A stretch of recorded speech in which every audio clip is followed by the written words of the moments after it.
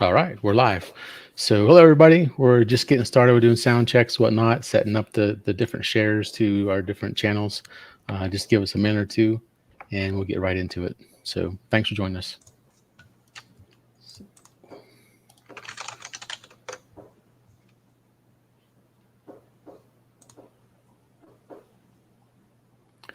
So, you got a ring light tonight, there, Jordan or Matt? Yeah. Yeah. You can finally see me now. I don't have. It looks good. As yeah, the sun goes yeah. down, you're gonna fade to black.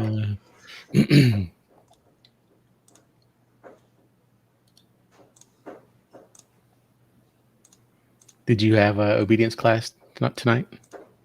No, it actually got canceled tonight. Oh. Not canceled. They, instead of doing class, they did like a group meet at a park, but it was at 7 o'clock instead of 6. So I would not have been able to make the podcast.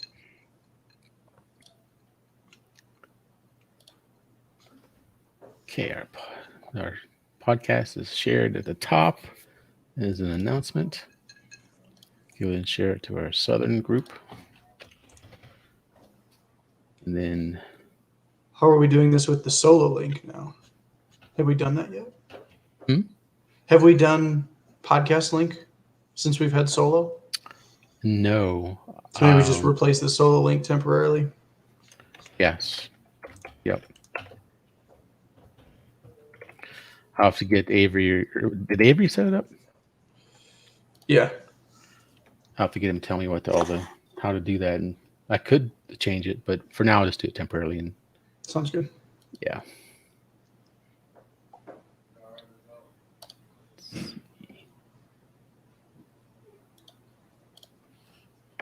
Grab the live stream from YouTube.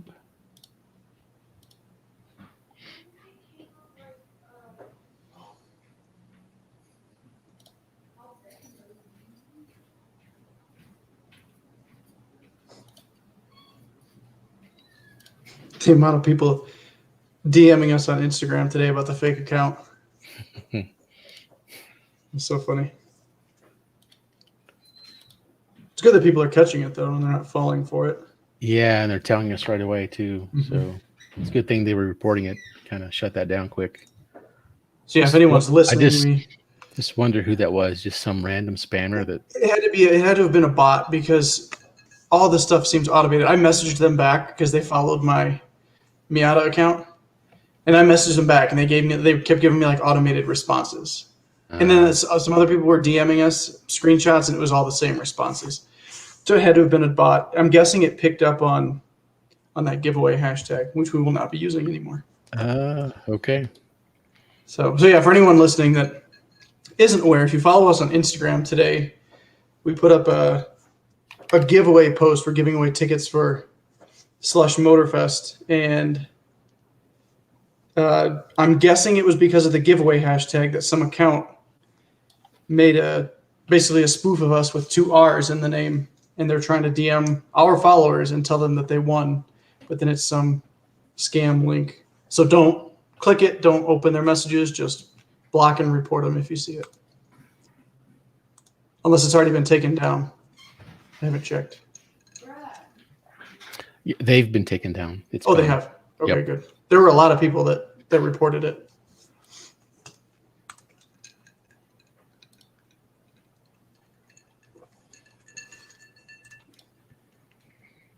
Okay, we're shared out to IG now, live. Okay. Out to the group and the Southern group. I think we're good there as far as shares and whatnot. Okay.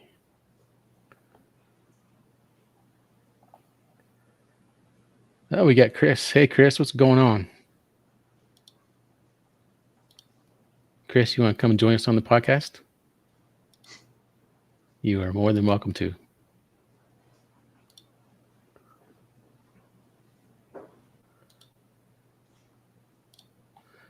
Okay. All right, we'll go and get started. What's up, guys? You're listening to the Colorado Cars and Coffee podcast with myself, Steve. We got Matt, and then Jordan's going to join us here just in a little bit. And thanks for joining us. We're going to get right into the events, but after the events today, we're going to have Jordan, who went up to Michigan and checked out the Ford F-150 Lightning. So that'll be cool to hear what he has to say. So I'll start with the first one, Matt, and then I'll turn to do round robin on the events. Sounds good to me. Okay, so May 21st, that is tomorrow, Friday, 5 p.m. to 8:30 p.m. There's the Friday night cruise with Parker Cruisers. That's down at Freddy's Frozen Custard and Steak Burgers, 11140 South 20 Mile Road, Parker. Also tomorrow evening, Mile High Combined 4X Audio Competition. That's at Honor Speedway, 3933 North Pueblo Boulevard in Pueblo, Colorado. It's at 6 p.m. I've never been to Honor Speedway. I hadn't heard of it. And that event looks like it runs all weekend too. So okay. It does. I see that now.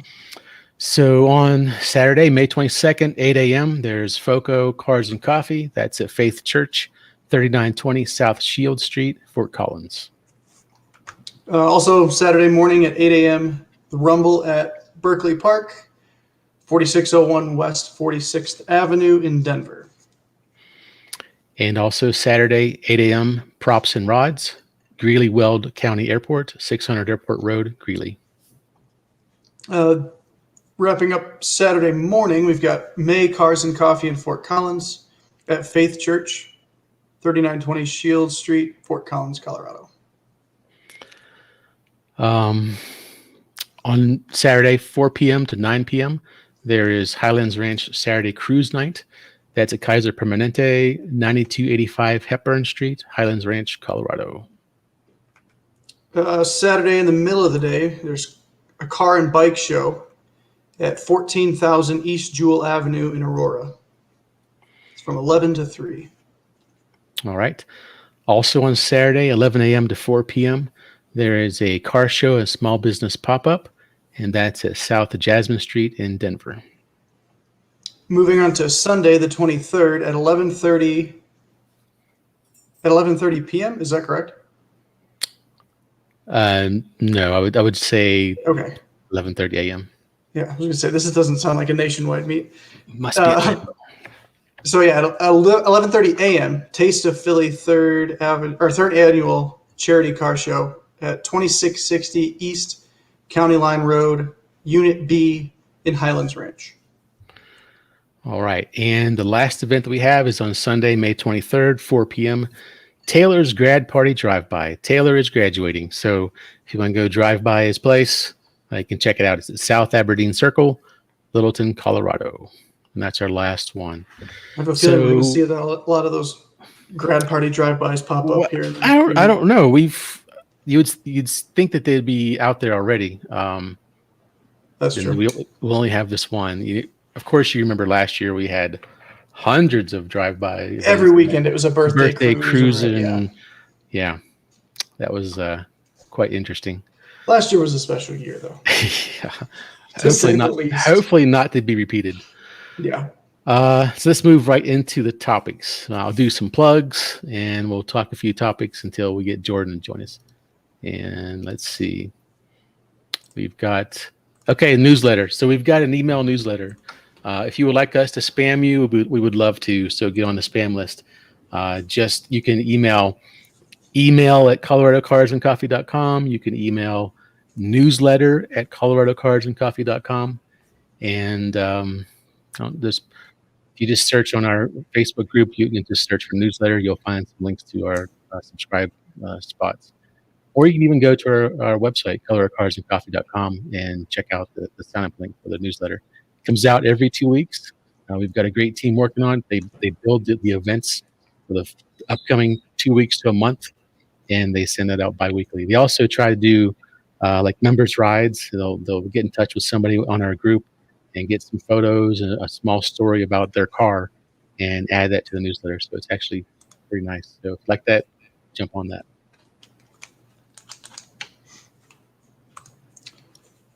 Should we bring up TikTok again? It's still Of course. Yeah. Relatively new. So we're on TikTok now. It's at CO Cars and Coffee, just like our Instagram handle. It's just kind of our spot where we're kind of having fun playing around with video. We've got some really creative video producers, I guess, in our group, and they're getting some good content out there. It's a lot of fun to watch this stuff come out. So if you're on TikTok, give us a follow. There's going to be plenty to come on there, and that's where we'll be posting previews to any of our YouTube stuff, Rides to the Rockies and light roast videos. And we just jumped 500 followers in the past day or so. A little shout out to Evan. He posted a video that got like 6,000 views in a couple hours. Right, and also the likes. Tell me, what's the difference between a like on the profile versus a follow? Well, so unlike Instagram, TikTok tracks the likes on everything. So that's what that number is, the profile likes. It's your likes across every post that you've made.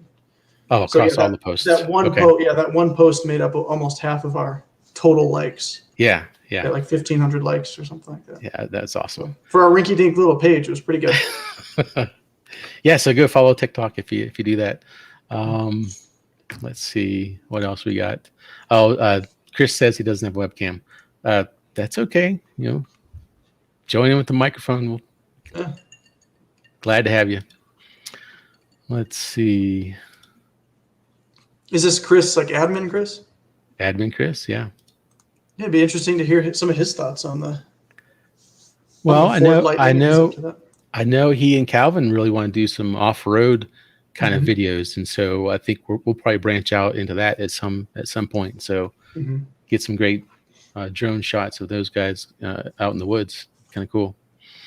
So our next topic is I found the Hot Wheels RC Cybertruck, the Tesla Cybertruck. You can buy that from Hot Wheels. Really? For $100. And it also comes with a little Cyber Quad. Let me see if I can share a picture of that.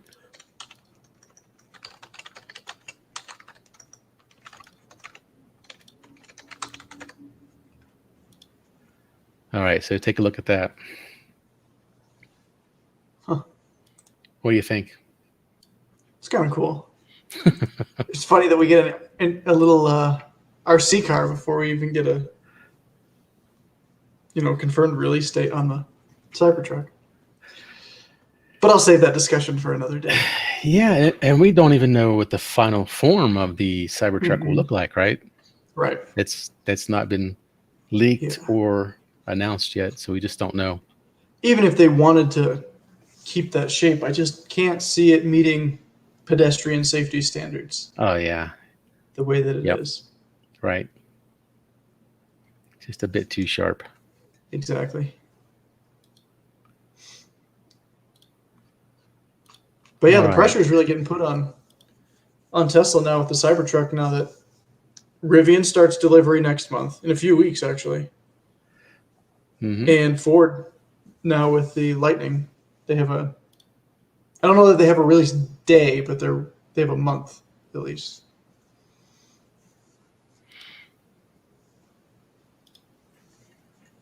Okay, so moving on to the next topic, we've got, let's see, this Car and Driver article. Would you rather? Which cars are you more excited about in 2021? And I'll bring up that too. Is none of them an answer? Oh no! Just kidding. There's a few. I'm excited. Oh, you're not serious about none. Come on, look. No. You're not excited about the 400Z? I'm a little excited about the 400Z. Z Proto or whatever they're going to call it. Yeah, exactly. We don't quite know yet what they're going to call it, right? They haven't told us. I understand it will make an appearance at ZCon, which is coming up in Colorado Springs soon, next month. Yeah, it was in Nashville a few weeks ago, I think. June or July. So, yeah. I remember all the posts about it being, like I said, I think in Nashville. It showed up to a Cars and Coffee or something, some type of event. Yeah. So it's getting out there in the wild a little bit. I'm still not liking this little piece right here. It's that front bumper. That's the only. It's just missing an air dam or a fog light or something. I just can't accept that that's the final form of that. Even a pattern in the grill. If it had like a different mesh in the grill, it would look better. It's just something about the way it just looks like a black rectangle. What has not been confirmed there, David? And are you joining us, David? Why are you not here? Where are you? But we've got, okay, they say Subaru's BRZ versus the Nissan Z. So if you had to pick, which one would you pick? I would pick the Z. Yep, me too. Yeah, no question about that. It's a twin turbo V6, right? The 4-liter V6. Yeah, compared to is it still NA? Is the BRZ? Yes. Yeah. In a four banger. 2.4 liter now, I think. We did not do research on the fly, as always.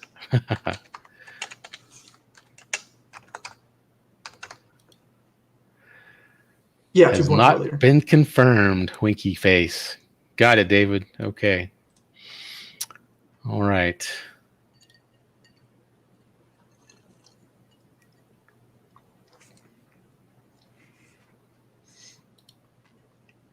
What's next? Okay. GMC Hummer EV or the Tesla Cybertruck? See, which one would you pick? Which one's you more excited about? I'm really excited about neither. This is, you got a 10,000-pound behemoth versus potential vaporware here. So I probably have to go with the Hummer. Let's set aside the vaporware. It's not going to happen. And let's say in 2021, by December 31st, it's out. Would you still go with the Hummer? Yeah, I'd probably still go with the Hummer. You just like the crab walk or the whatever it does, the rotating thing. I like the crab walk. Is that the party trick it has? I think it's a good looking vehicle. It's what, nearly 10,000 pounds, right? Yeah, it's like 9,600 or something. Look and see, get an exact number on that. Wow. Okay, what if we added just one over more? 9,000. Just over 9,000. Yeah. What if we added one more and we had the Hummer EV, the Tesla Cybertruck, and the Ford F150 Lightning? What would I'd pick the Lightning for sure. Okay, you would go for the Lightning? Yeah. Hey, okay. He lives. Hey, Jordan, what's going on? Hey. Speak of the Lightning. Yeah. I'm excited for this quiz. Okay, if we had to pick between the Ford Bronco, not the Ford Bronco Sport, but the Ford Bronco. The real Bronco. With the real Bronco. Real off-road capability. Yep. Doors come out. You can put them in the back, that kind of thing. Mm-hmm. Or the Jeep Wrangler Rubicon 392. Some more horse ponies right there. What do you think? Which one would you be more excited to take home and drive up in the mountains? Yep, me too. I think Bronco. Their V8 swapped. V8 swap Wranglers have been around for a few years. They just haven't come from the factory. I wouldn't do the turbo or the 2-door one. I would do the 4, but for sure. I'd do the 2-door. All right. I would do the 2-door just because it looks better, but I agree. I might be able to be talked into a 4-door, but I don't know. I'm excited to see how the new transmission on the 4-cylinder Bronco performs. The manual 7? Yeah, the 7-speed. Because I really hope that that performs really well, and they decide, okay, maybe we should release this in the V6. Okay, what about the Genesis GV70 or the Infiniti QX55? Is the GV70 a CUV? Looks like it, yeah. I would probably Genesis. Genesis. Yeah. Not super impressed with Infinitis lately. They look Nissan, the last few years Nissan has just been meh in there. Yeah, the Genesis looks pretty good. Yeah. Genesis is up and coming. I mean, Hyundai is really pushing to get beyond their stereotype, I think. I mean, Genesis has that wagon that we're not getting, right? Is that also the G70? Is that what it's called? It's a G70, yeah. So I'm guessing this is similar, just lifted. Yeah, that's what I would choose. Oh, it literally says right there, a taller companion to the G70. CUV kind of thing.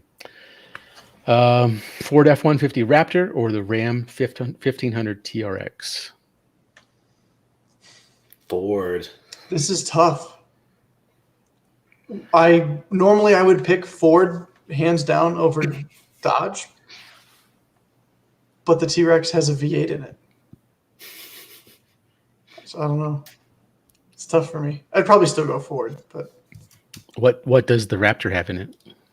the 3.5 EcoBoost twin turbo Yeah. V6, High output, yeah. Hmm. I'd take which is a great engine. I mean, my dad's had them in the last few F-150s that he had. They're great engines, but I don't know. It just doesn't sound like the 5.0. new Hey, Raptors Cal, on we've the got way. Kyle has joined us as well. So, Connor, welcome. What up, Kyle? How's New York?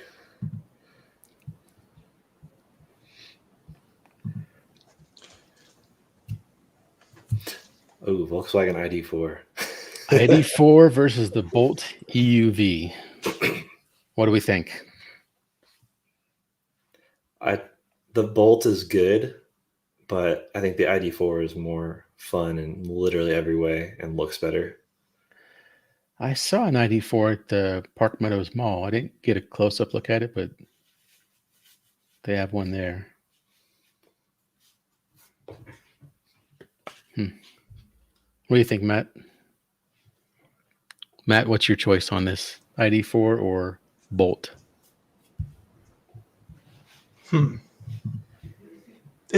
Is the Bolt new? Yeah, it's the new EUV. EUV is new, yes. Okay, so it's different from the utility. There's a Chevy Bolt out now, correct? It's just different. Well, there's a Bolt that came out a couple of years ago, but this is the Bolt. That was the Bolt EV. This is the Bolt EUV. So the Okay, U so this is a completely different utility. platform. Okay, Really similar. It's just tiny bit bigger. Still kind of lifted ugly. basically. The ID4 is so much better though. I was just gonna say I'd probably go Volkswagen. I like the look of it. It's Me fun too. and quirky. Me too. Yeah. I like it. The Audi EV stuff is pretty good. Mm-hmm. It's hard to get excited about a Chevy. Me It personally. is. It really. I used to be a huge, Corvette maybe, yeah, but That's about it. anything else?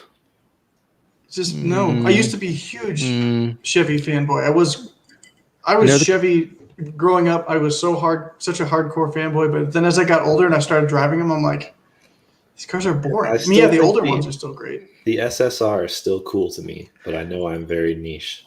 I have always been conflicted about the SSR. I like the old Camaros. I don't like the current Camaros, even though the current ones have a lot of performance. And Yeah, I'll agree. some of the track editions can handle really well, like the 1LE or whatever. Mhm. But That The Alpha platform is a SSR good platform. It just doesn't look great. The SSR fits a very niche buyer. It's like, do you want a V8 and a manual and a hardtop convertible and a pickup truck? We got you covered. Not even really a pickup truck. It's like a Ute. Oh yeah, it's very. Yeah, it's a convertible Ute.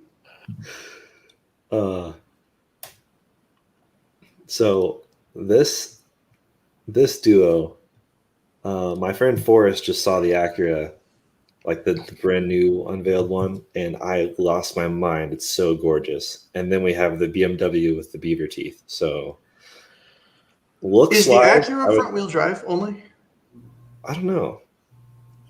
Looks wise, I would take the Acura, but I would probably prefer the driving of the BMW, hands down. Here's what I would say. I'm with you on that. I like the look of the Acura, but you just know the BMW performance is going to be so much better. So as long as I'm able to swap out that front bumper for that aftermarket one that gets rid of the beaver teeth, then I would take the M3 hands down. well, when I'm driving the M3, I'm not looking at it, so Exactly. I think I'd be okay with the M3. I think its performance would be, of course, phenomenal. Mhm. They've tweaked it to almost be as good as the Alfa Romeo Giulia Quadrifoglio, you know. Nothing tops that. No, I think they probably have topped it now. The Alpha has stayed steady, and they have come out with the new M3. So I think they've beaten me, but at least I don't have to look at that M3 every day. I can just look at the Alpha. I enjoy that. By the way, But- what is it with blue Giulias and vanity plates? I don't. Colorado. Hey, I don't know. I don't know what you're talking about. Yeah, I saw that. Boy, that thing got a lot of comments and It reactions. did. Yeah. A lot of people try to figure out what exactly it said. I think it was really simply just wait for me. I'm thinking he realized it was just the 4-cylinder turbo version, and so Yeah. normal sedan. But everyone being used to seeing your plate immediately thought it was was taking a dig at the M3. I don't know. I don't think that car would be able to take a dig at the M3. I can take a dig at it, but By far one of the best posts I don't- on our group in a while. I don't think he'd be able to. Yeah, and I think the grill is okay. I mean, this is a BMW photo, and they've put that that European license plate across because they know how bad it looks. And it's just, You have to have a Agreed. license plate, yeah. but it's not that the thing is growing on me, but it's just less of an annoyance now. When I first saw it, it was like shock, like holy cow, BMW, you've lost your ever loving mind.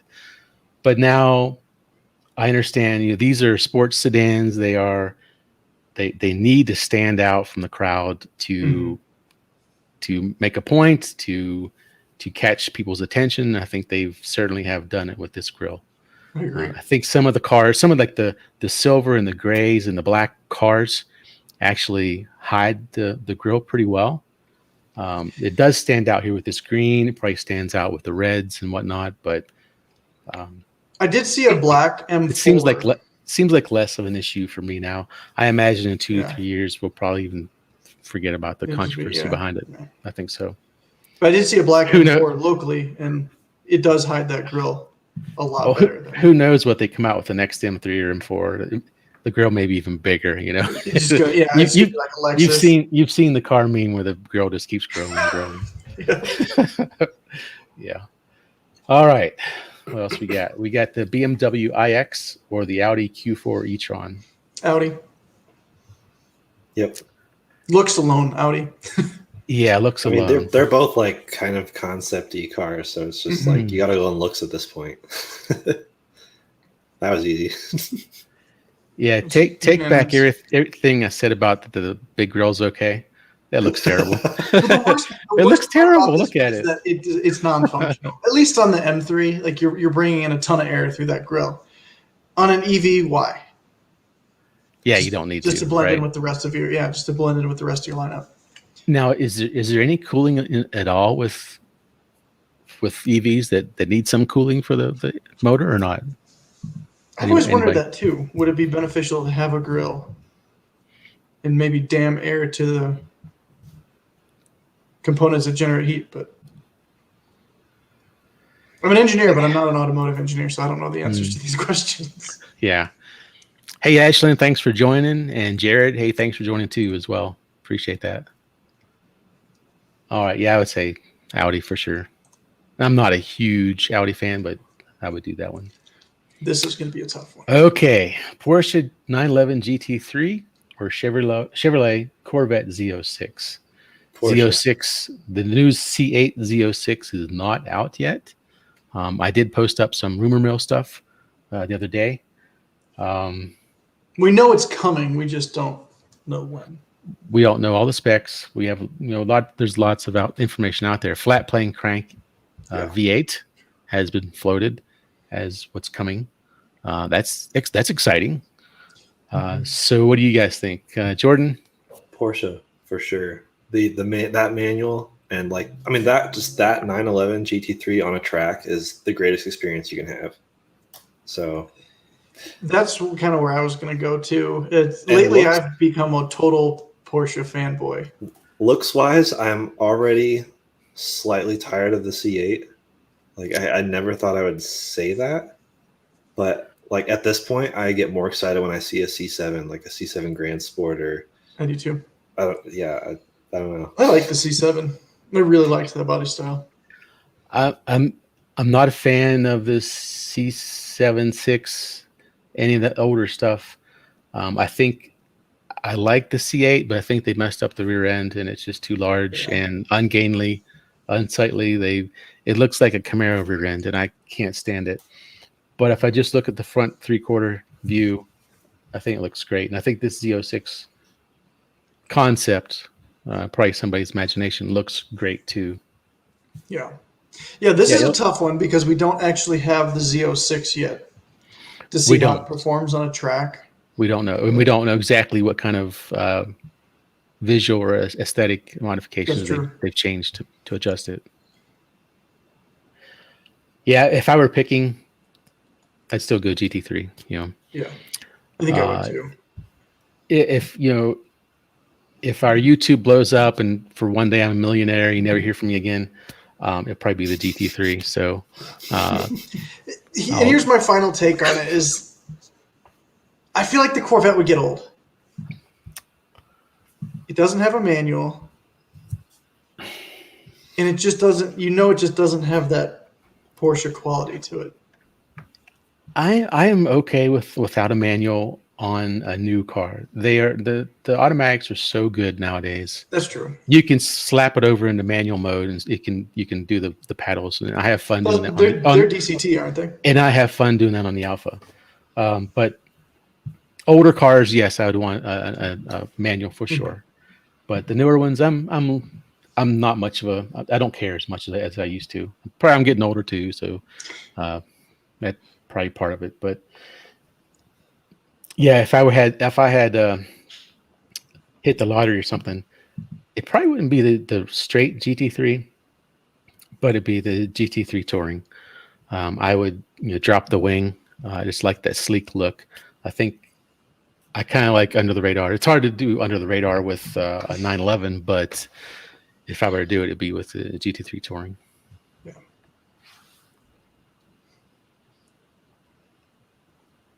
I don't understand this final comparison that much. So the Hyundai Elantra N or the Honda Civic Type R. I didn't know that they were releasing an Elantra N. Why don't you understand this one? What exactly is an Elantra N? What's in it? Well, I'm guessing it's we don't know yet. I haven't actually heard of this. I knew they were doing the.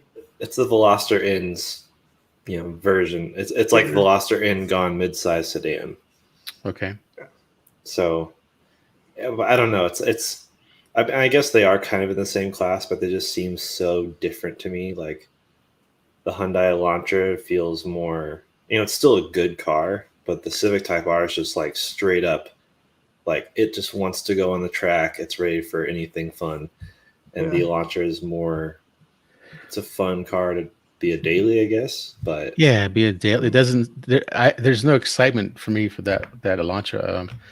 Maybe because this is just a concept photo and there's no big wang on the back like the Civic has. Maybe. Yeah, we don't know anything about it. That's what I'm curious. Like, I feel like the Veloster N would have been, like the Veloster N and Civic Type R feel like very much similar cars to me. They're both very spunky and crazy. So I'm curious how the Elantra is going to compare to the Veloster. What's the other one, the SUV that they're putting in the N line? Their small SUV. Shoot, what is it? It's on the tip of my tongue. Hyundai? Yeah. Is that the Tucson or something? Or I think it's the one smaller than the Tucson. Yeah, if I had to choose, it'd be the Civic Type R. Yeah, me too. Kona. The Kona. The Kona. Okay, yeah. So maybe we should go rent this off of Danny and his Civic Type R. What do you guys say? Danny has one? Yeah, he just got it. Like a week late. It was delayed crazy because Carvana's behind or something.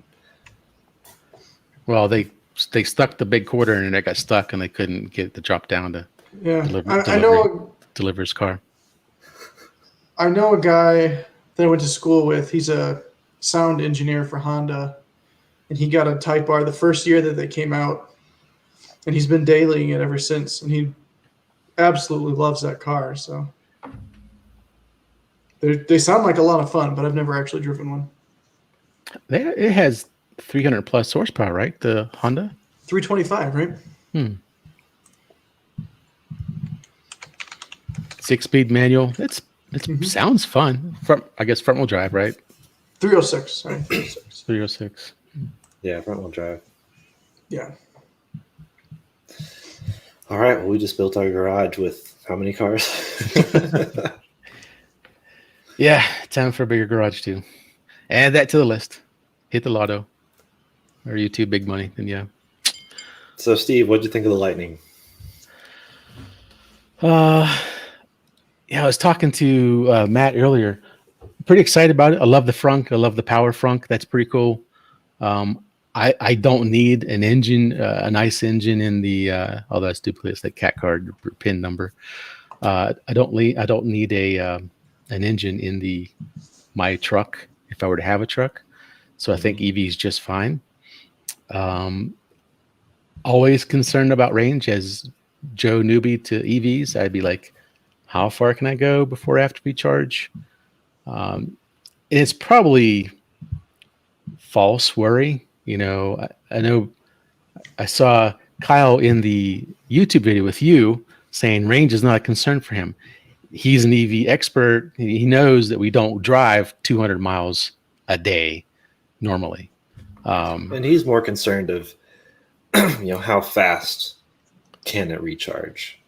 And that's Sure. part of the reason he used the Taycan and the Cannonball was just the charging speed is, at least in theory, much faster because that would make battery less of a concern. Like it used to be a big issue with phones having a battery to at least last a day or used to last a week, and now it's like phones are starting to get like fast chargers in the box. So even if you used your phone up in a few hours, you can just charge it really quick, 15 minutes, and you're back to 80% or whatever. Yeah, and the recharging. The charging infrastructure is growing daily, right? There's new spots coming out every day, although it's still a mess of which one you get and which, Electrify America or whether it's Tesla's supercharger network or what. Mm-hmm. Hopefully one day that'll be solved and we'll all come together and hold hands and be able to use the same charger, the same software at least, or at least share our chargers with each other. And I think Tesla, while we're mentioning that, I think Tesla really missed an opportunity to try to push their charger as the standard because it's going to have to be standardized.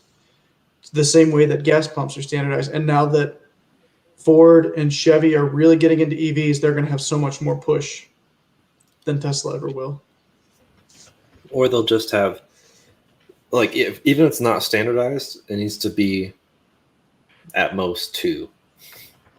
Like, I mean, right now you go to a gas station and you've got a diesel pump and diesel and normal, or even subdivided that with like 91, 93, 80, whatever.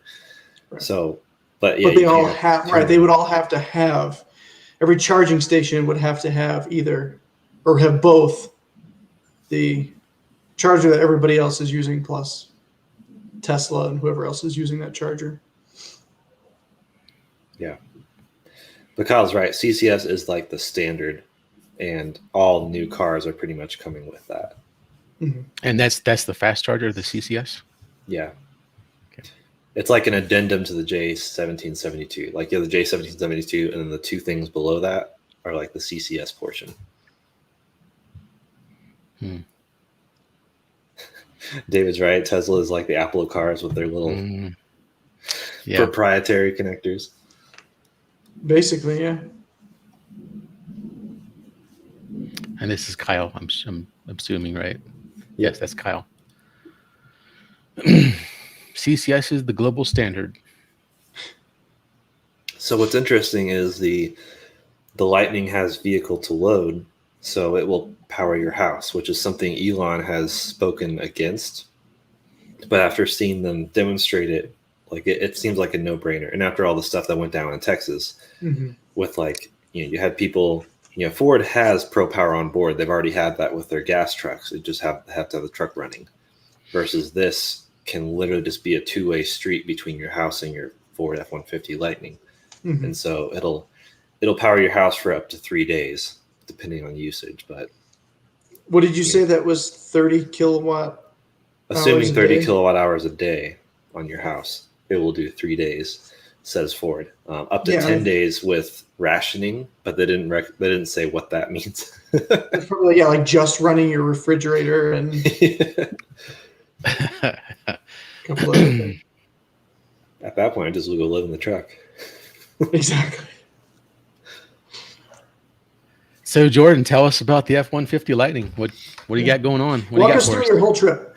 Yeah. Well, yeah. not the whole trip, but you know. No, not the airplane flight or the airline food or wearing the masks or anything. But It was a 22-hour day.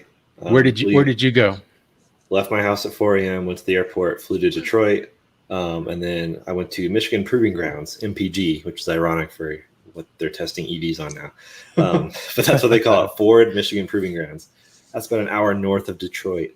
And that is I don't remember how big it is, but thousands of acres of just Ford's land. And this is where they do a lot of their testing for, to earn the stamp Built Ford Tough on their vehicles. So they have all sorts of crazy rough roads, like the roads with like the bouncy things in them to test the suspension. They have a 5-mile loop that is a high-speed track. You can do 200 miles an hour on it, even in the corners, because it's banked so high. So that's where they developed the Ford GT and most likely the new Mustang Mach-E GT Performance. And they've just been doing all sorts of stuff there. And so basically I got there and then got shuttled into the facility, had to go through all these checkpoints. Basically, it's like, it's not top secret, but it's like I don't know how else you'd get in without them inviting you, because there's so many. Semi-secret. Yeah, and they like shuttle you from the entrance to the actual facility where they kind of unveiled it. It was just in this unassuming warehouse. So they had the F-150 Lightning kind of sitting there with a bunch of marketing screens and saying all sorts of stuff about it. But it was cool. It wasn't like they didn't unveil it with some flashy PR marketing people. They unveiled it with the actual engineers and designers of this vehicle. So that was cool. And I made it more fun, honestly. I get kind of intimidated when I'm around someone who's a really good public speaker. And these people were just kind of like, just wanted to nerd out about it. So that made it more fun. So I got to hang out with Linda Zhang, who did the unveil for the reveal last night. Yeah, we saw her. She was the chief engineer, right? Yeah. So she took me on the high-speed test run around the track, showing me kind of the launch and the passing acceleration on the highway. It was kind of scary being in an F-150 on a bank turn, just because it's so tall. How fast were you going around this high-speed track? We were probably doing like 100 at max. I don't know what the highest top speed of the truck's going to be, but it's weird because you're so tall, you don't feel like you're going that fast. I mean, you have the same thing when you get in a Suburban or something. Like, you don't realize how fast it is. So that's what was interesting about the 0 to 60 poll we did, or actually it was 0 to 80. I felt like it was 0 to 50, but then I look over and we're doing 80. It just, you have that instant acceleration that you associate with all EVs, like Tesla's, the whole wow factor. But then the high seating position and just the overall weight of the truck just didn't make me realize how fast we were actually going. How much does the truck weigh? 6,500 pounds. Okay. So it's heavy, but it's not Hummer EV heavy. Yeah, I was just gonna say that, not Hummer EV heavy. It's like 9,000 plus. So it's like 1,000 to 1,500 pounds more than an ICE F-150, correct? Yep. So, but and all that weight heavier. is battery, right? Is that typically the thing? It's the battery weight. Mm-hmm. Mostly, okay. Yeah. So it's what was the weight distribution like? I think it's close to 50-50. They said perfect, but I feel like they told me some other number that wasn't quite 50-50, but it was close. Which is a first for a truck. It's got to have the best weight distribution for a truck. Much better than the original, where you have the engine and everything in the front and then an empty bed in the back. Like usually trucks are terrible for weight distribution. This thing's going to be really good on snow. It's full-time all-wheel drive no matter what. Yeah, that's probably an advantage that most people are not thinking about. Yeah. The fact that it's going to be closer to 50-50, that's pretty impressive.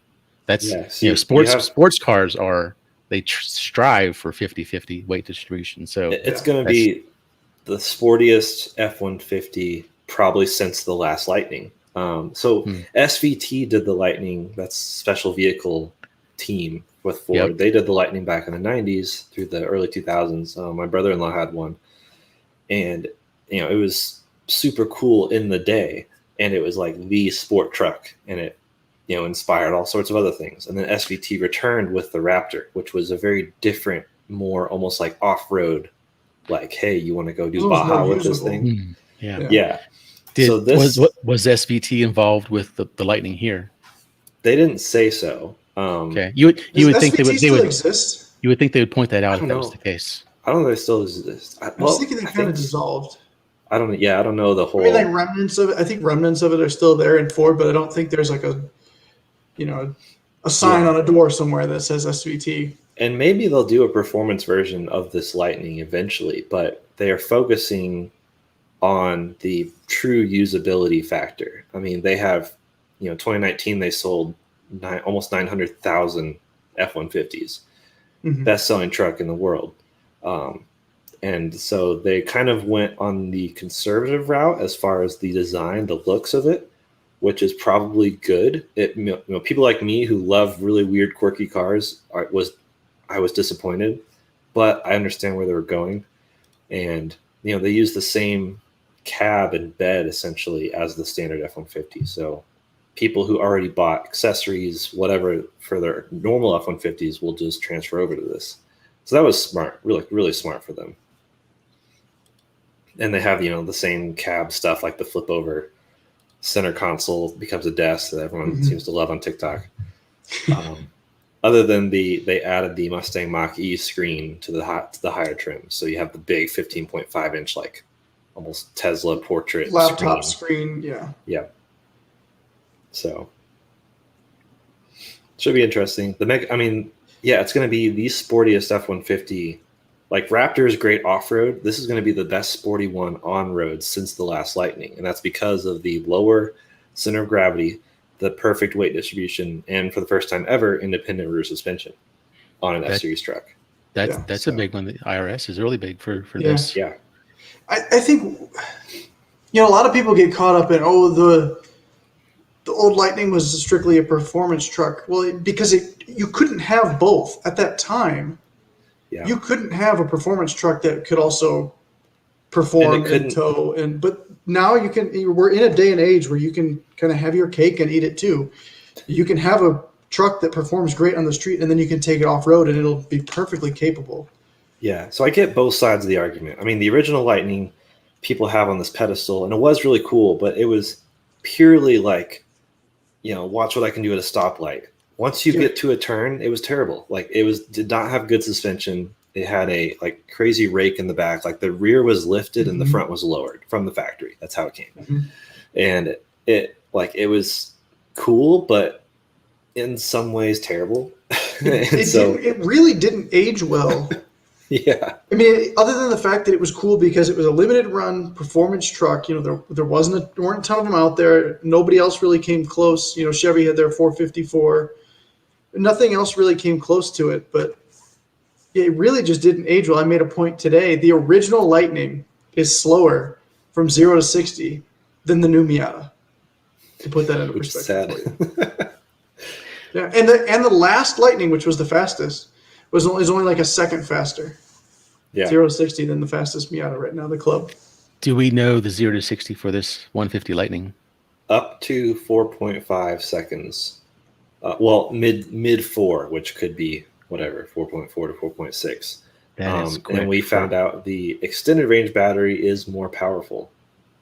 And that's, got to be just the way they're tuning it. So the extended range battery, 563 horsepower, and the standard battery is 426 horsepower. Both have 775 pound-feet of torque, though. And what's interesting, that's quick. Yeah. And what's interesting is the you can carry up to 2,000 pounds, and that's including the Frunk, the Mega Power Frunk, and the bed. But the extended range battery drops your payload capability by 200 pounds to accommodate the weight of the battery. So if you want more payload, you need to get the smaller battery. But the extended one tows more. So there's a trade-off, but there's no way to get the best of both. Yeah, because you have to take it. You have to support that extra weight for the batteries. Makes sense. Okay, Kyle's wondering Cybertruck versus F-150 Lightning versus Rivian versus Hummer EV. What would we pick? Jordan and I talked about this last night. The Rivian is significantly smaller than the Lightning. Not significantly, but I thought it was like 2 feet shorter, and it's like a foot shorter, a couple inches. A foot, shorter, a couple inches height shorter, and then the same width. So it's like bigger than a Tacoma, smaller than a Tundra. Yeah, it's just more. So I'd pick the Rivian, like hands down. We know you'd pick the Rivian. But that's because like I'm not a truck person, and I'd never cared at all about trucks until I saw the Rivian R1T unveiling, and I was like, holy crap, maybe I am a truck person. But it's just the design spoke to me, and just like I'm curious. I need to build out an F-150. I don't know if they have that configurator yet, but I'm curious, like how I spec a Lightning, how it would compare to a Rivian is probably pretty close in price, and which case I would just go with the Rivian because you get air suspension as standard, even on the cheapest Rivian. Mm-hmm. For now, they're coming out with a cheaper one later, but I think that would be. But it's because of my lifestyle. I have so few needs for a truck bed. Mm-hmm. And I see the actual practicality benefits of the Lightning over the Rivian. The Hummer EV is ridiculous. I don't know that there's a single use case where I would pick the Hummer EV. Unless I just had stupid money to blow, and I was like, I want this for my collection. I don't want to be seen in nothing. It does nothing for me. Same. I don't know I don't know how they expect to sell those. I don't know. I'm a huge Cybertruck fan, and that's actually probably the closest direct comparison to the Lightning right now because it is a very functional truck again. And pricing-wise is comparable. We know the Lightning starts at about $40,000, and the Cybertruck is theoretically the same way. We don't know if Elon's telling the truth ever, but it's said to start at $39,000 or whatever. Yeah. Well, we should ask his marketing department. Oh wait. They're gone. He doesn't have them anymore. I don't know, Kyle. Which one would you pick?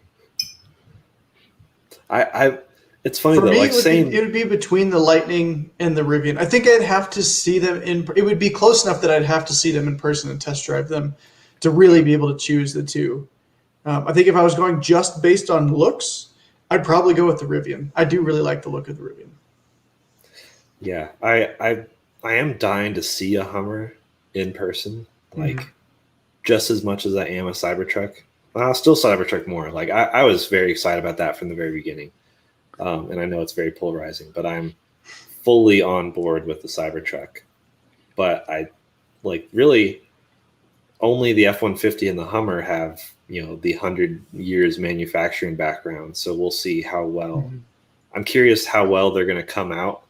Because, Tesla's had design or quality control issues that have made a lot of negative press. So I'm curious to see what the well-established manufacturers deal with that regard.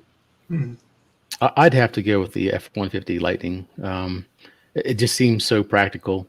Rivian, I don't know much about it other than they're a startup, so they're an unknown as far as long-term support and maintenance and that kind of stuff. But that long way up and the Tesla doesn't do much for me. So I would say the 150.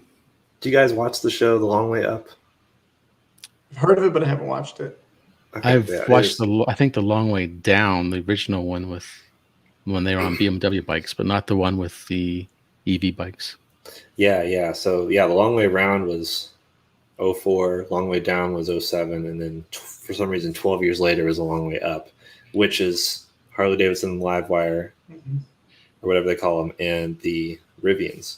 And that was like, Livewire is cool, it's fine. I would have rather seen them on Zeros, but the Rivian, just seeing what they went through and how reliable they were, across this wilderness, I was like, it made me I was just browsing used EVs while I was watching that show, even though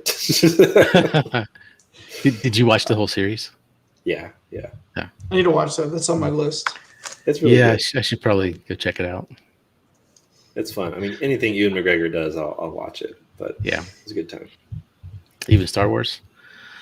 So, Absolutely, Star Wars. Jordan, I want to ask you a question. You said you were with Linda Zhang when she was on the High Speed Oval.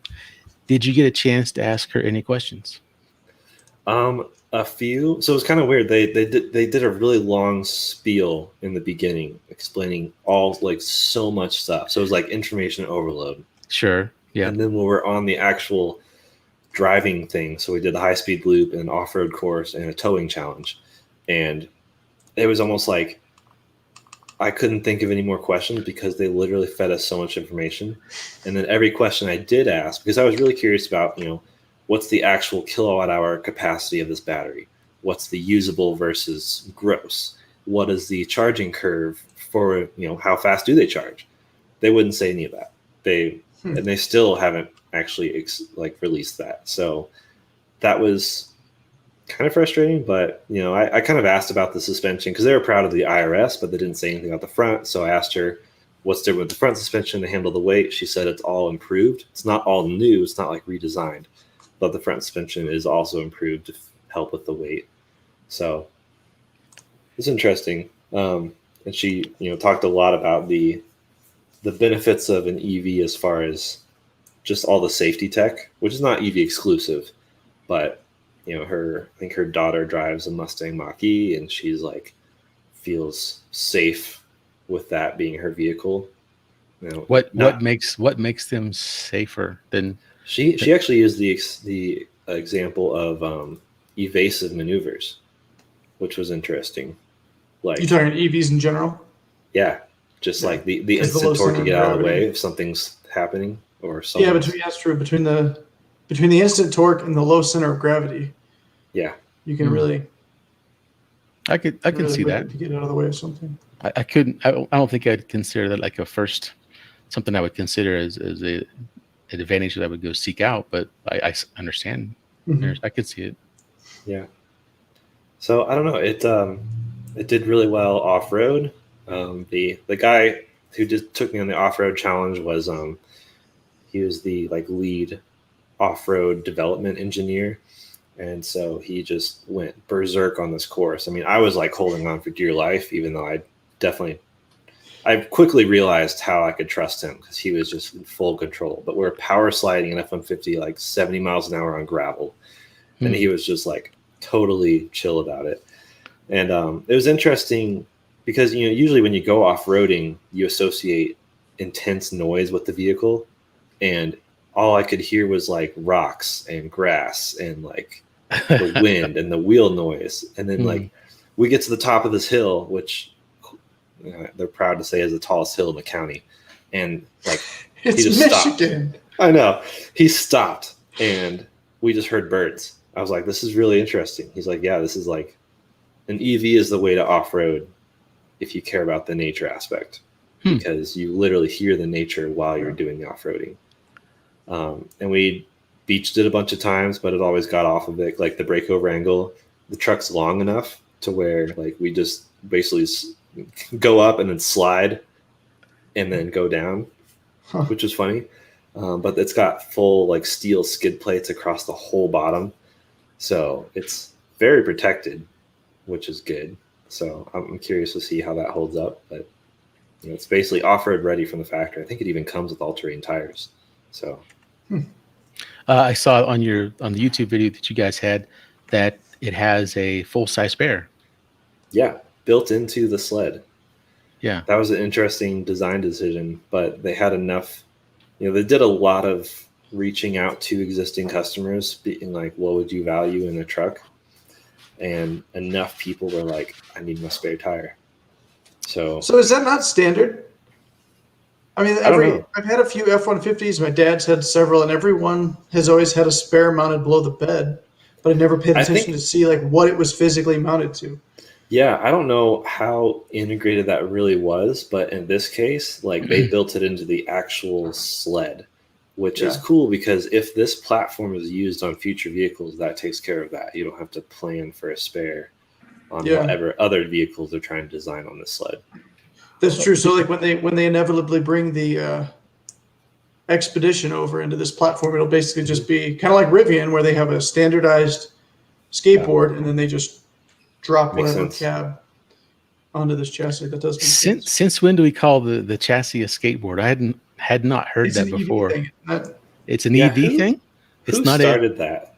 It's not a. It is just an EV thing. I've only started hearing that recently. I think it has to do with the way that the batteries, when they're mounted in the ladder frame, it looks like a skateboard deck because it's all flat. Yeah, you don't have the engine sticking, because usually when you see like a skeleton of a car, it's like kind of flat. Jordan, can you and pull like up a picture engine. of this? And did Kyle they? said Tesla started the skateboard term in 2012 with the Model S. Oh, gotcha. Okay.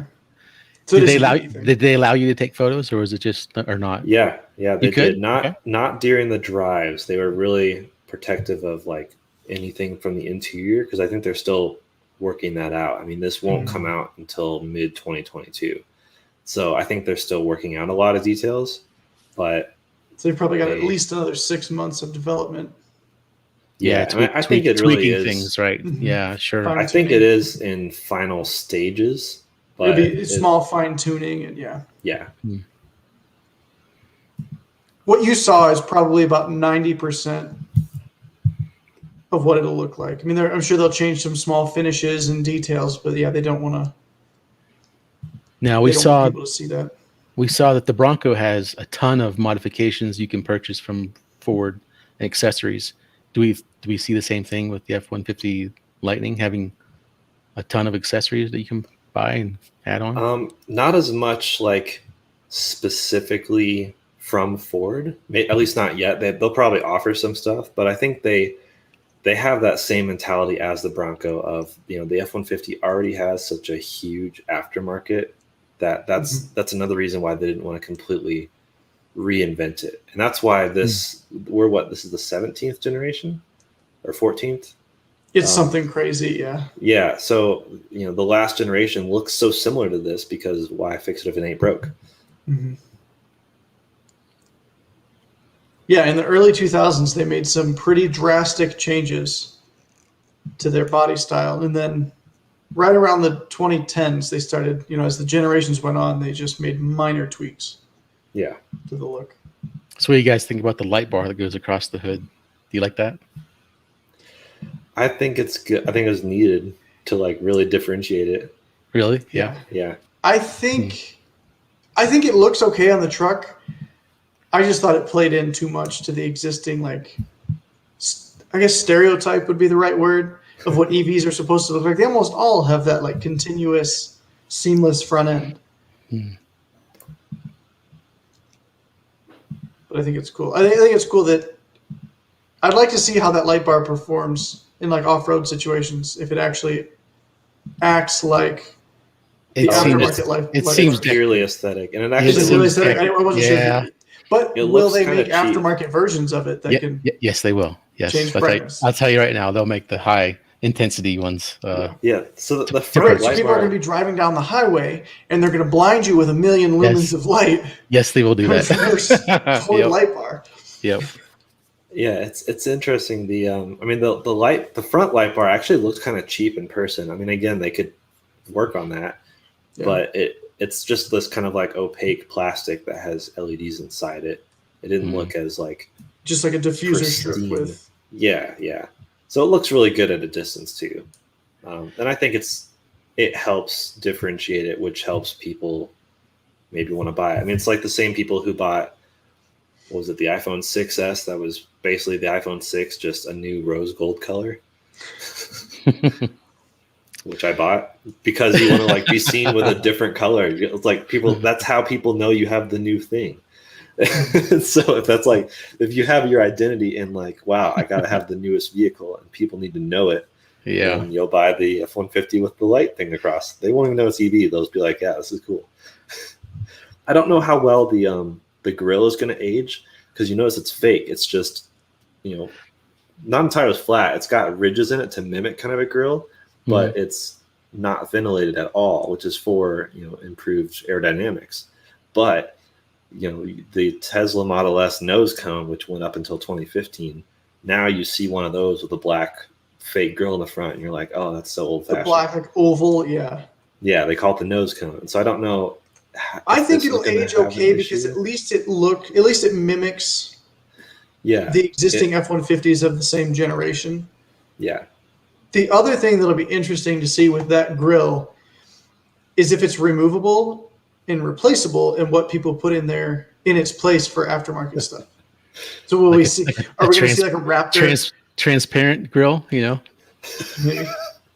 But I was thinking like, Ford Raptor style with the big Ford across the front or whatever people can come up with.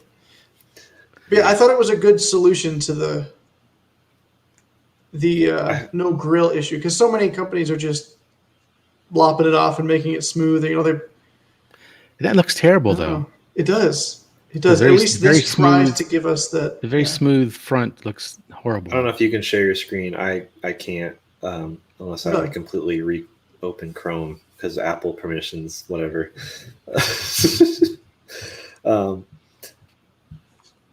Yeah. I forgot what I was going to say. Here, I'll pull up a picture of it. So Jordan, talk to us about range and towing in range. Yeah. How bad will it be? Do we know? No. Well, yeah, they haven't said specific. So everyone wants to know, what is my range if I tow something? Yes. And they basically can't answer that because there's so many variables. What is cool, so let's start back. There's a standard range battery up to 230 miles EPA, and then an extended range battery 300 miles. Okay. We will be doing a lot of testing to see how accurate that actually is. Okay. Kyle does not have his hopes up. Just given, it's hard to go into this unbiased after experiencing the Mustang Mach-E and some of its downsides. It's also got a lot of pros, but this so towing, you can do up to 7,700 pounds with the standard or 10,000 pounds with the extended. The truck has onboard scales, so you can, again, see how much payload you have, but also how much you're towing. And it uses all that information to decide how much range it will say on the dash that you have remaining till zero. And that's going to update constantly as it learns how you drive, how much weight you have. It's going to take into account even the inclines of the hills you're on, and the external temperatures, just the weather in general. So it's taking into account a lot of factors. That was a question. That was something that I was talking with Matt about EVs and towing in general. Do any other EVs tow stuff? Because I'm not an EV person, so I don't know. Are there something else out there that tows? Currently, Model X, I think, has the highest towing at 5,000 pounds, which is not big, but it's also enough for a lot of people. I mean, it'll tow a small trailer, a small boat. There's a lot that you can do with 5,000 pounds.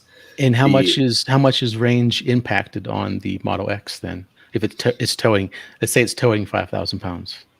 I don't know for sure.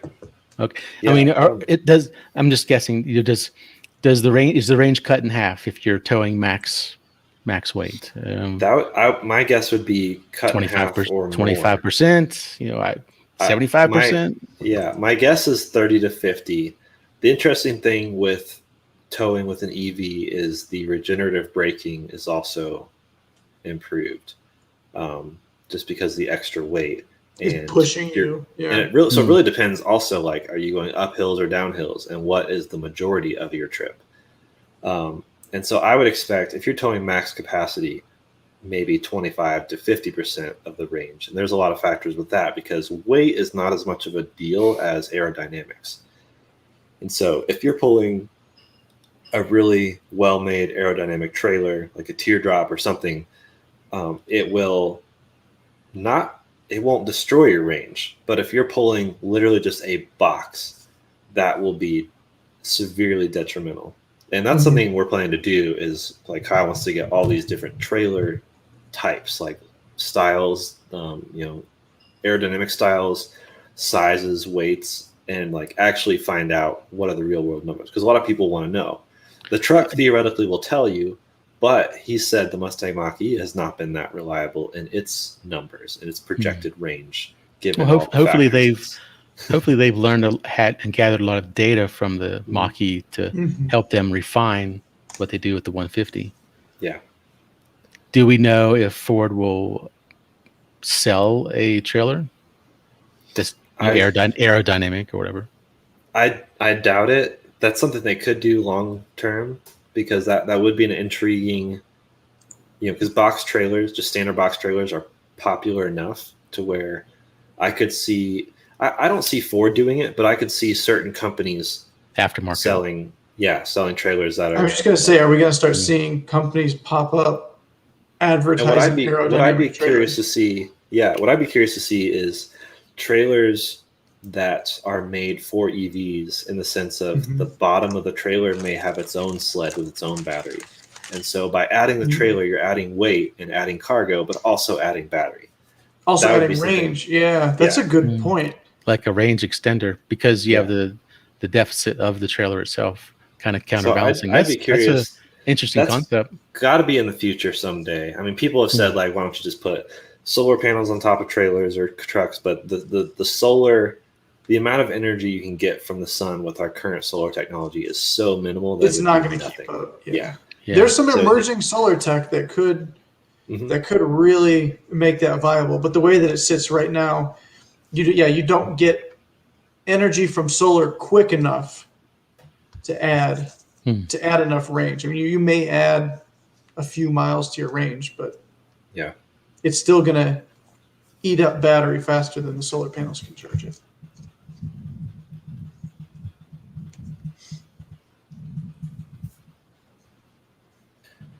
But yeah, there's a lot we'll figure out, and I'm curious to see what changes between now and when it's fully out.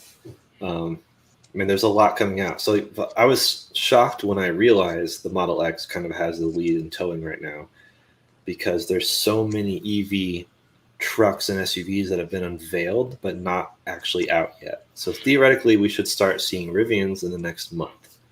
That's the first one. They're rated for up to 11,000 pounds towing. Okay, that's what they've advertised as 11,000. That's large. Wow. Yeah, especially for a smaller unibody truck. It's impressive. Have they talked anything about range with a trailer? I don't know. They probably have some interviews somewhere. I'm just Joe Consumer with this question. It's got to be a common question. You go drive your high speed track. You do 75 miles an hour on that track with a trailer behind you, and find out what the range is. Come on, Ford. Linda, listen. Linda. Yep.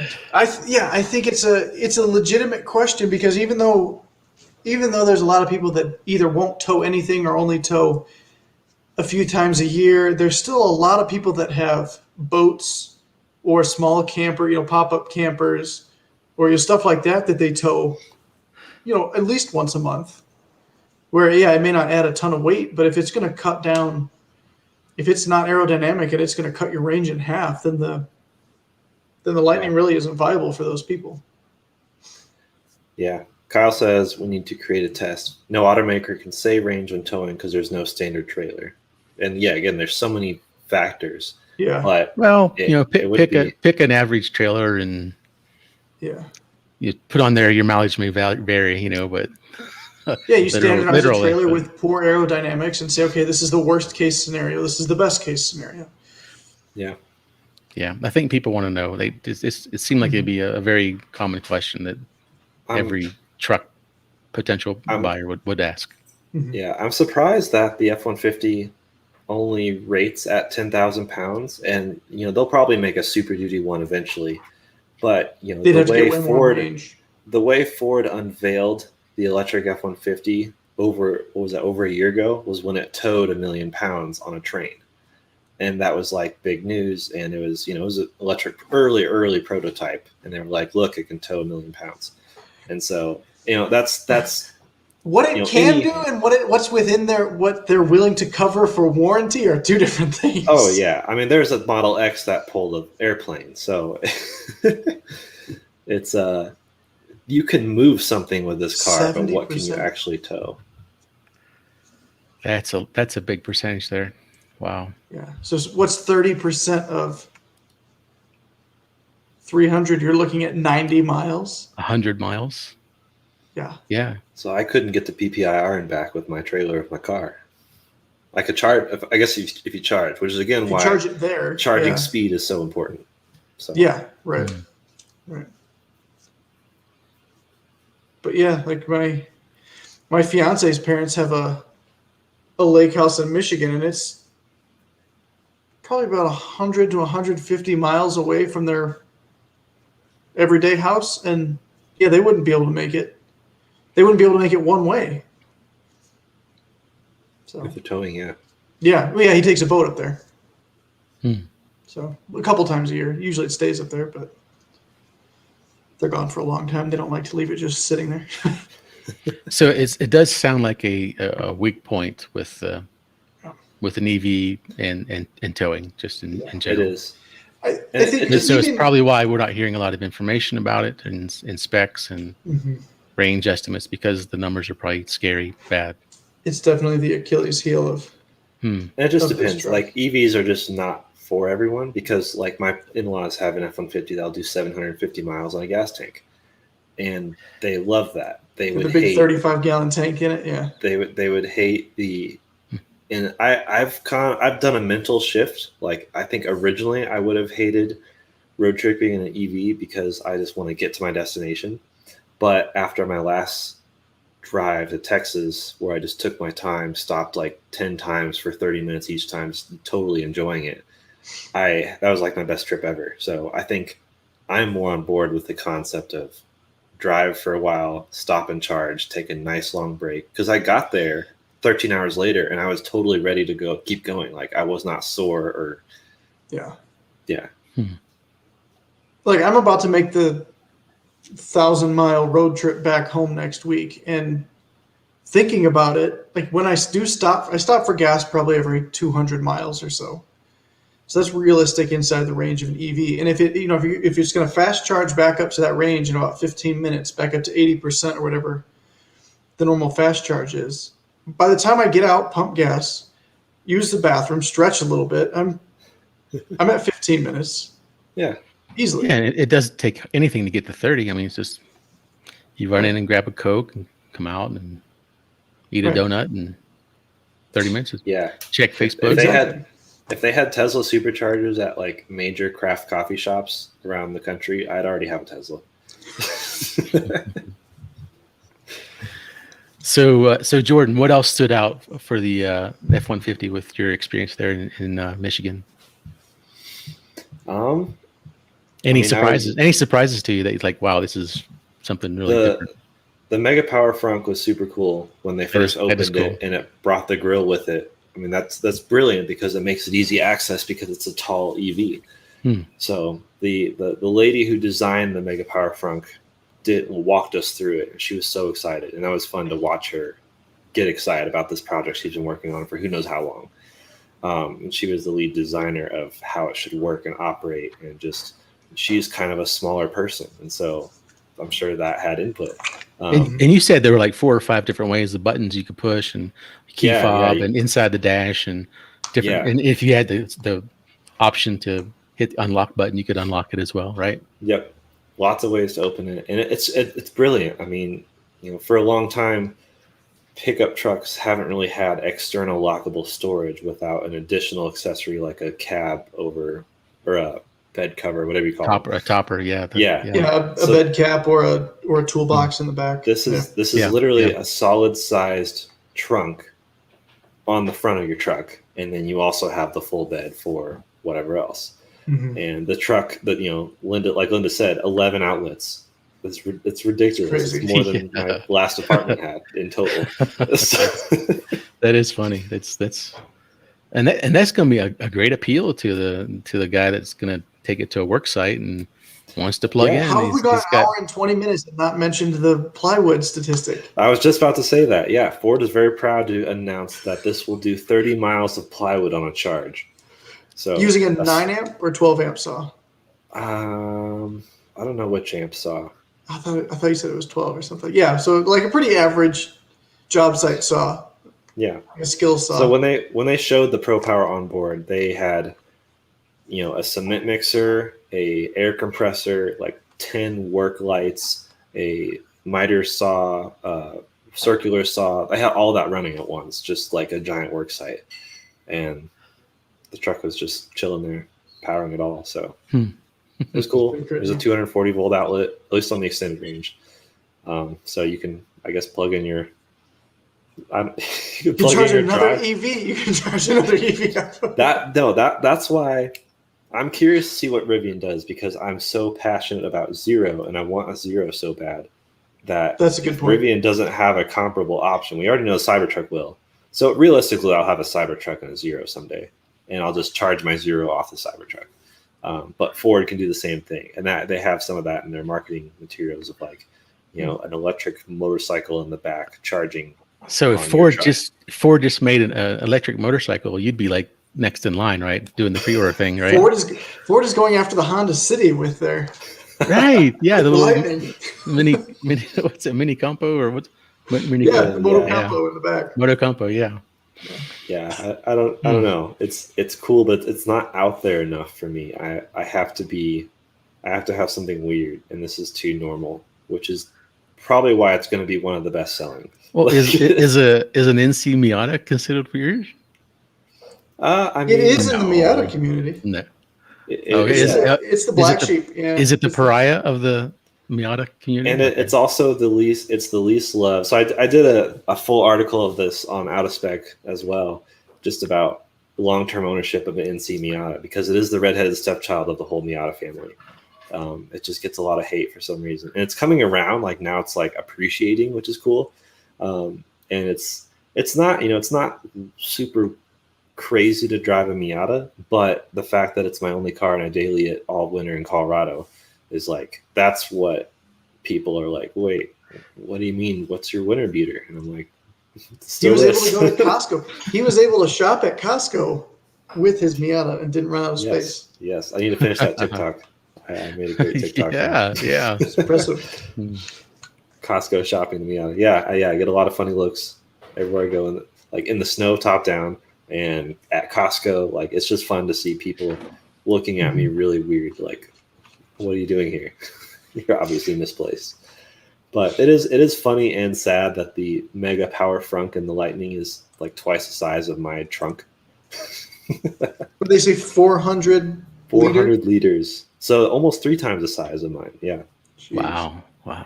Mine's 150 liters, I think. Yeah.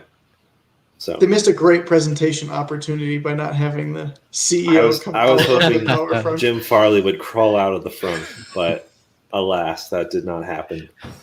He pulls the little hatch, the little string that the escape string thing. Yeah. Oh, too bad. It'll be cool. So, yeah. So you can pre-order them now, and you might see them start summer next year.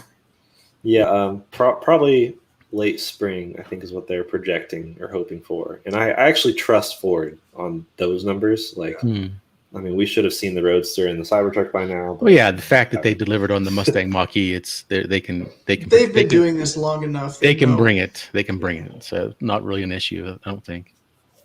David, we're gonna have to talk about your Saturn Sky because I'm intrigued about those. I won't buy one, but my friend wants one, so I'm gonna have to ask you about that. Is it a red line Saturn Sky? I love the Saturn Sky. That's what I almost bought. It looks way better than the Solstice. I've always liked the Sky better than the Solstice. Yeah, I'm excited for the Opel. The Opel GT was the Saturn Sky in Europe, and pretty soon we can import the Opel Roadster or the Opel Speedster, which was the Lotus predecessor. Elise. So it is the red line. Red line, of course. I expect nothing less. It's a good car. But yeah, pre-orders starting now, and there's lots to know and lots we still haven't learned. Like, I'm really curious to see what the battery pack is, what the charging characteristics are going to be. A lot of that we won't even know until we get it. And even if they do say numbers, we don't know if we're going to trust those. So we'll test them. But yeah, we'll be on the Inside EVs podcast tomorrow morning, 7:30 a.m. here in Colorado. So All right. probably Awesome. even more stuff then. But Well, thanks, Jordan, for telling us about the F-150 Lightning and your experience up there in Michigan at the MPG, right? yep. So that's very cool. Thanks Yeah. for that. Cool to Kyle for sending you out that way. Yeah, I'm glad. We'll go ahead. Obviously We'll go ahead. glad Kyle was stuck in Montana, so I had to go instead. So we'll go ahead and wrap up the podcast for tonight. Matt, I think you're doing a contest, right? Can you give us some details about that? Yeah, real quick, we are doing a Instagram contest. We're giving away 5 tickets for the Slush Motorsports Festival. So basically, just go on there, follow us at CO Cars and Coffee on Instagram, follow at Slush Meat on Instagram, and then comment and tag 3 friends that you'd like to go to the contest with. And it'll be one. We'll pick 5 winners. Each winner will get 1 ticket. And it is not COCARR and coffee. We had a fake imposter account. We did. Earlier. Yeah, we had a bit of an imposter situation earlier. They tried to piggyback off of our giveaway by throwing up a fake account with 2 R's in cars. And then they reached out to people that had commented with fake links to, if you want, hey, you've won. So go enter your personal information here so we can steal your identity. All we need is your password and your social security. Yeah, do not click those links in. We will never send you links like that in the Please comments. report them. Nor will we send you a long message with a bunch of emojis. I think that was the most insulting part. Yeah. Was that the message they were sending to people had all these emojis. We would never do that because that takes too long. So exactly. We're lazy. Must have been a bot of some sort. But yeah, that was the weird today. So, but yeah, thanks again, Jordan, and thanks Matt for joining us. So for our podcast, thanks for listening to the podcast tonight. We really love your feedback. So if you have feedback for us, please send it our way. Stay in touch with the local car scene by visiting your favorite social media channels and searching for Colorado Cars and Coffee. We're on Facebook, Instagram, YouTube. We're now on TikTok, so go check us out there. We've got a newsletter, so sign up for that. Get some spam on upcoming car events. And that's it for us here at Colorado Cars and Coffee. Thanks for joining us, and we'll see you down the road. Ciao.